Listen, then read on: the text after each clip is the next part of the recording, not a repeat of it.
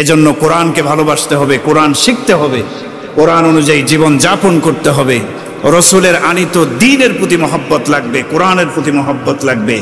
যারা কোরআন বিদ্বেষী, কোরআন অবমাননা করে, কোনো ব্যক্তি যদি কোনো উম্মতের সামনে রসুলের উপরে নাজিলকৃত কোরআনকে অবমাননা করে, কোরআনের সাথে বেয়াদবি করে, উম্মত এটাকে কখনো অ্যাকসেপ্ট করতে পারে না, মেনে নিতে পারে না। ঠিক কি ঠিক না বলেন?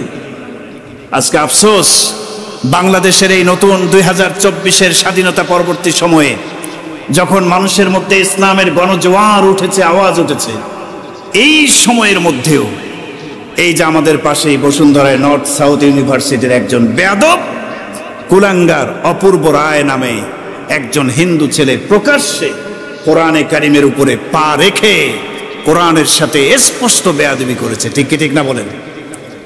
ও মুমিন মুসলমান, যদি রসুলের খাঁটি উম্মত হতে চান, রসুলের আনিত, রসুলের উপরে নাজিলকৃত কোরআনের সাথে বেয়াদবি করা মানে স্বয়ং রসুলের শানে বেয়াদবি।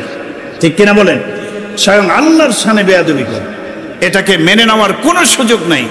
আফসোস, এখনো পর্যন্ত দৃষ্টান্তমূলক কোনো শাস্তি তাকে দেওয়া হলো না।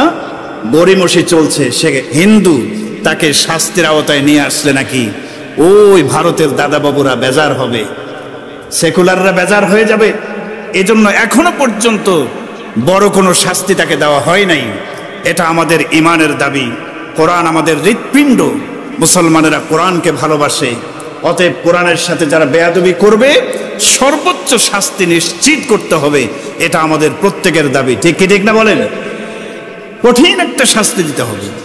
বারবার বাংলাদেশের জমিনে রসুলকে নিয়ে কটূক্তি করা হয়, কোরআনকে নিয়ে কথা বলা হয়, কোরআনকে নিয়ে অবমাননা করা হয়। কেন এগুলি হয়? এটার অন্যতম কারণ হচ্ছে কোরআন থেকে এই উম্মতকে দূরে সরাবার একটা চেষ্টা চলছে। সে কোরআনকে অবমাননা নিজের ইচ্ছায় মনে হয় করে নেই, এটা একটা ষড়যন্ত্র। এটা কোরআন অবমাননার মাধ্যমে মূলত তারা চায় কোরআনের অসম্মানের বিষয়টা জাতির সামনে তুলে ধরবে, এবং মুসলমানরা যদি কোরআনকে আঁকড়ে ধরে তাহলে তো তাদেরকে বিপদগামী করার মতো কোনো শক্তিই নেই। এজন্য কোরআন থেকে বিচ্যুত করার জন্য, দূরে রাখার জন্য এই ষড়যন্ত্র তারা করছে। আর একটা কারণ আছে, কোরআনই একমাত্র কিতাব, এটাকে বলা হয় আল ফুরকান। হক এবং বাতিলের মাঝে চূড়ান্ত পার্থক্যকারী কিতাব হচ্ছে কোরআন। কোরআন স্পষ্ট করে দিয়েছে, অন্যান্য সকল ধর্মের গোমরাহিগুলোকে গোমর ফাঁস করে দিয়েছে কোরআন।